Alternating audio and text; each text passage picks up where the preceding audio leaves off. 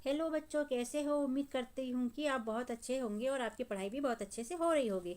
तो आज हम कक्षा 5वीं की 8th ग्रेड अभ्यास पुस्तिका के अंतर्गत विषय पर्यावरण अध्ययन का पाठ 23 मध्य प्रदेश एवं उसकी संपदा के प्रश्नों को समझ के साथ हल करने वाले हैं, जो कि 5वीं क्लास का आखिरी पाठ है। तो आप लोग तैयार हो? ओके, चलो करते हैं प्रश्नों के उत्तर हल। अभ्यास प्रश्न यहाँ से शुरू होते हैं बच्चों। वस्तुनिष्ठ प्रश्न के अंतर्गत प्रश्न नंबर पहले का पहला सही विकल्प चुनकर लिखिए। इसका अ है, मध्य प्रदेश में सबसे अधिक कौन सी फसल होती है?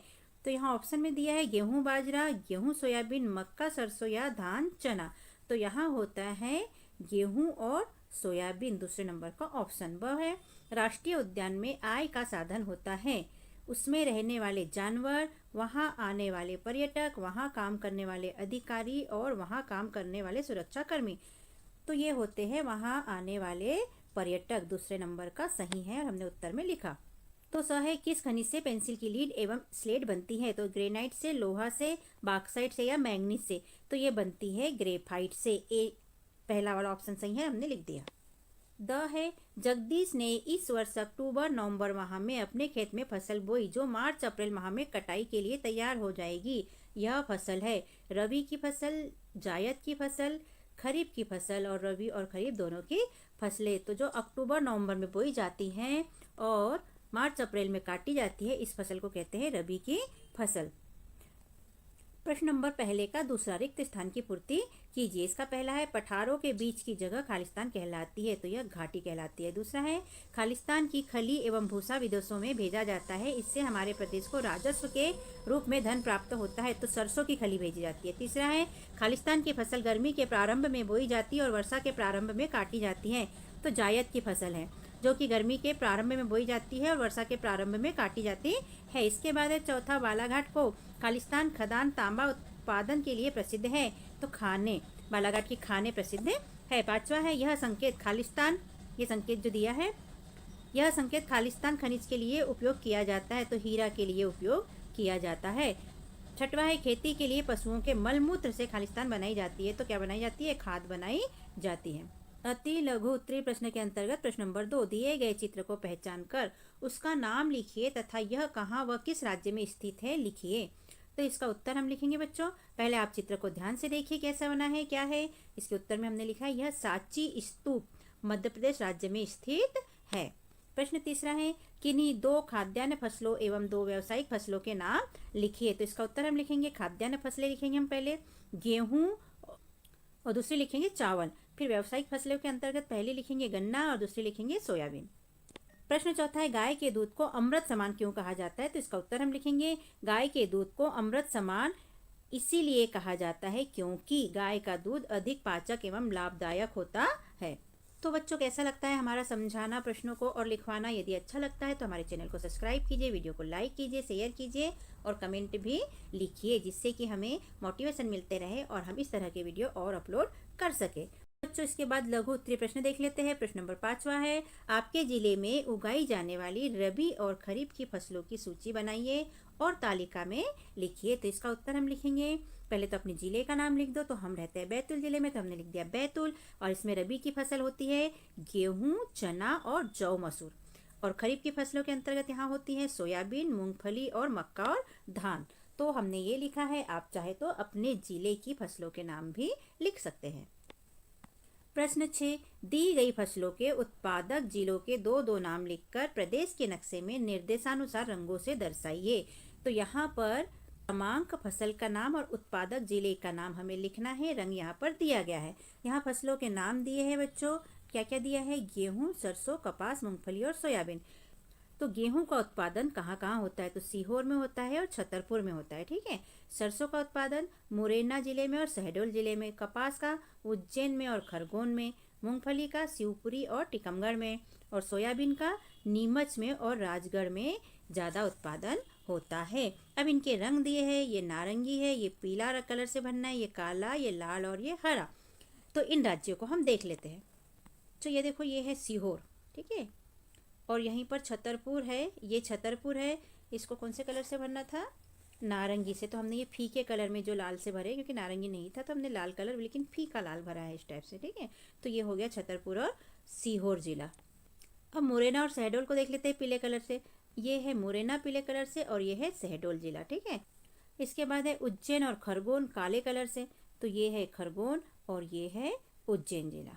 अब शिवपुरी और टीकमगढ़ देखते हैं लाल कलर से, तो ये हो जाता है शिवपुरी और ये वाला छोटा भाग हो जाता है टीकमगढ़ का। नीमच और राजगढ़ हरे कलर से बनना है, तो हम देखते हैं नीमच का है, ये है नीमच और ये है राजगढ़। तो आपको समझ में आया बच्चों, ये मध्य प्रदेश के नक्शे के अंतर्गत है।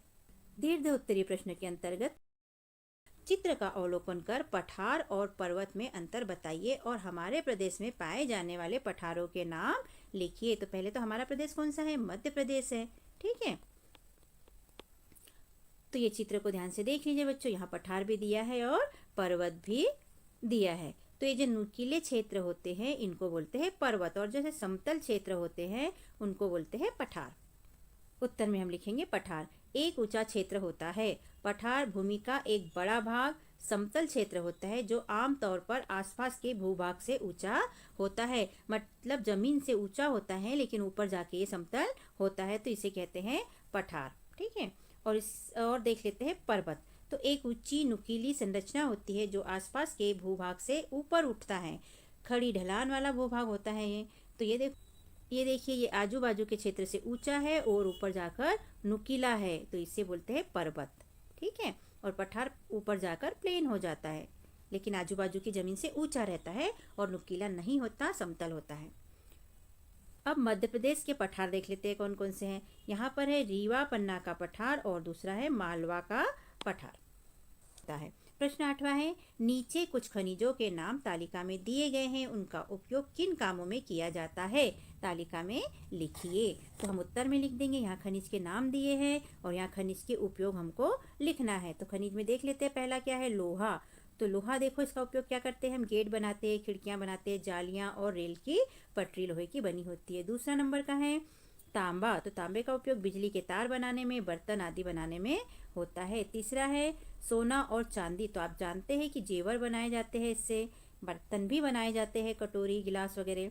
चौथा है हीरा। तो हीरे से जेवर बनाए जाते हैं, ठीक है। और पांचवा है कोयला। तो कोयले से घरों में, उद्योगों में उपयोग किए जाते हैं। घर में भी उपयोग किए जाते हैं कोयले का और बड़े बड़े कारखानों में भी उपयोग किए जाते हैं। पहले तो ट्रेन में भी उपयोग किया जाता था, आजकल ट्रेन बिजली से चलती है। उत्तरीय प्रश्न के अंतर्गत प्रश्न 9वां है, खेती और पालतू पशु में परस्पर निर्भरता है, इस कथन के संबंध में अपने विचार लिखिए। तो उत्तर में हम लिख देंगे, खेती और पालतू पशुओं के बीच परस्पर निर्भरता है। जहां पालतू पशु खेती के लिए आवश्यक श्रम, खाद और अन्य संसाधन प्रदान करते हैं, जबकि कृषि से प्राप्त फसलें, चारा पशुओं का भोजन व आजीविका का स्रोत है। प्रश्न 10वां है, संपदा किसे कहते हैं, अपने प्रदेश की कृषि संपदा और पशु संपदा के बारे में लिखिए। तो हम लिख देंगे उत्तर में, संपदा से आशय है कि धन संपदा या समृद्धि।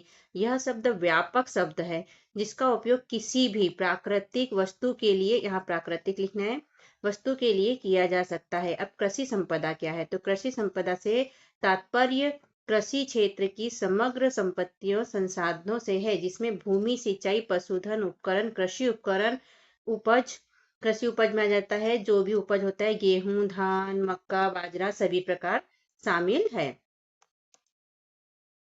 पशु संपदा से आशय है, पशु संपदा उन पालतू जानवरों के समूह को कहते हैं जिन्हें भोजन, चमड़ा, ऊन, दूध, अंडे, श्रम, धन प्राप्त करने के उद्देश्य से पाला जाता है, जैसे कि गाय, बकरी, घोड़ा, ऊंट, सभी आदि आदि, ठीक है। तो ये हमारे हुए यहाँ प्रश्नों के उत्तर कंप्लीट।